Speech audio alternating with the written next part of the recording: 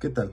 Muy buenas tardes. Mi nombre es Daniel Alejandro Cruz Vera, perteneciente a la Facultad de Contaduría y Administración de la Universidad Autónoma de Baja California, y estamos a punto de presentar el tema Implicaciones de las éticas en la ciencia de datos durante el proceso de recopilación y análisis de datos. Comencemos.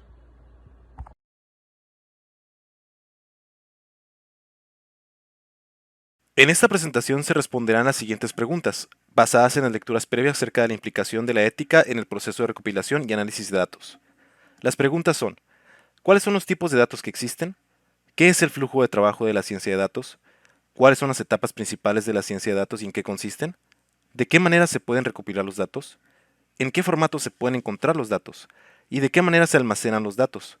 Al igual que cuáles son los aspectos éticos que debemos considerar al momento de almacenar los datos. Ahora, ¿cuáles son los tipos de datos que existen? Tanto en Data Science como en Big Data se encuentran muchos tipos diferentes de datos y cada uno de ellos tiende a requerir diferentes herramientas y técnicas.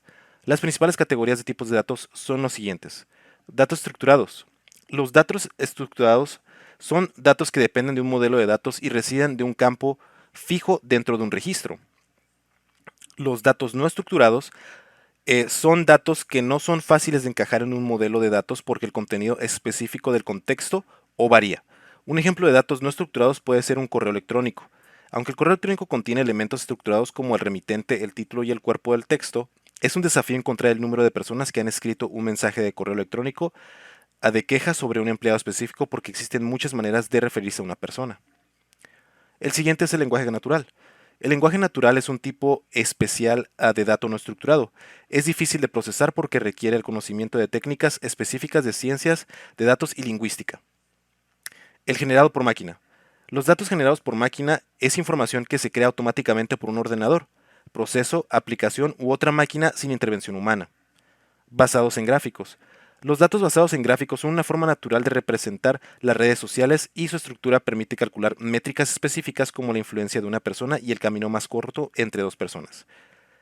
Por último, audio, video e imágenes. Podríamos definir una base de datos multimedia como la integración dinámica de los componentes de la información multimedia, audio, video, imagen y texto, en plataformas o aplicaciones con el fin de obtener una mayor versatilidad en el almacenamiento o administración de estos datos y por ende generar un soporte legible y estable en la organización y distribución de los mismos. ¿Qué es el flujo de trabajo de la ciencia de datos? Un flujo de trabajo de ciencia de datos define las fases o pasos de un proyecto de ciencia de datos. El uso de un flujo de trabajo de ciencia de datos bien definido es útil porque proporciona una forma sencilla de recordar a todos los miembros del equipo de ciencia de datos el trabajo que hay que hacer para llevar a cabo un proyecto de ciencia de datos. Una forma de pensar en el beneficio de tener un flujo de trabajo de la ciencia de datos bien definido es como un conjunto de líneas guía para ayudar a planificar, organizar y ejecutar su proyecto de ciencia de datos sin ningún problema. ¿Cuáles son las etapas principales de la ciencia de datos y en qué consisten? De forma general, el procesamiento y análisis de datos consiste en la recolección de datos en bruto para transformarlos en información entendible como gráficas, tablas y documentos, etc. Las etapas principales en el procesamiento y análisis de datos son la recopilación de datos, la preparación de datos, la introducción de datos, procesamiento de datos, interpretación de datos y almacenamiento de datos. ¿De qué manera se pueden recopilar los datos? Existen distintas técnicas, algunas formas de recopilar datos digitales haciendo una petición directamente son formularios de contacto del sitio web, sistemas de pago, punto de venta, encuestas, opiniones de usuarios o registros de eventos.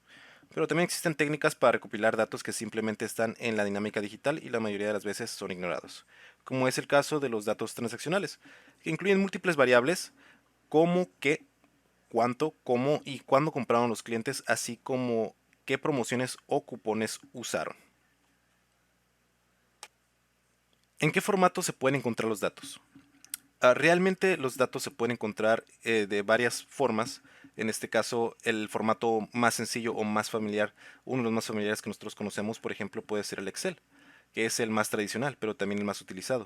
Ya seguramente se ha utilizado anteriormente desde la suite de Microsoft para almacenar datos estadísticos y financieros desde algún hogar o alguna oficina, y también se identifica bajo la terminal de .xls, X, que es un formato muy útil para generar cálculos matemáticos en segundos.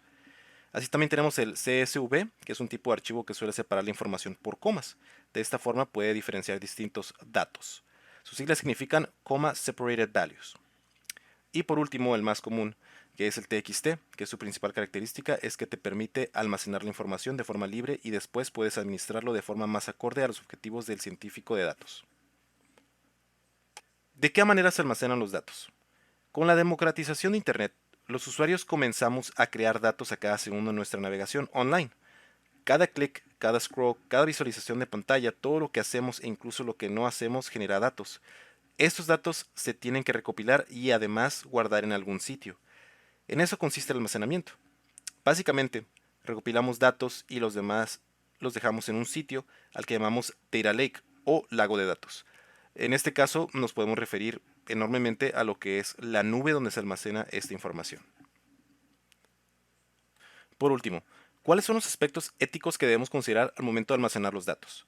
Primero que nada es establecer límites claros para la obtención de los datos, determinar relevancia de los datos para el uso previsto, definir con claridad el uso que se dará a los datos antes de solicitarlos, abstenerse de utilizar los datos para usos distintos al determinado originalmente sin el consentimiento de las personas afectadas, asegurarse de proteger los datos contra el acceso ilícito o piratería, asegurar que los avances, prácticas y políticas sobre el uso de los datos sean abiertos y transparentes, y garantizar que las personas cuyos datos se han recolectado tengan acceso a los mismos y puedan solicitar bien sea modificaciones o su eliminación definitiva.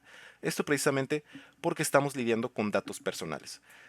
Precisamente al ser algo tan específico de las personas que es la información en general, queremos evitar posibles problemas, ya sea que alguien más robe esta información o que haga mal uso de ella dentro de la misma compañía.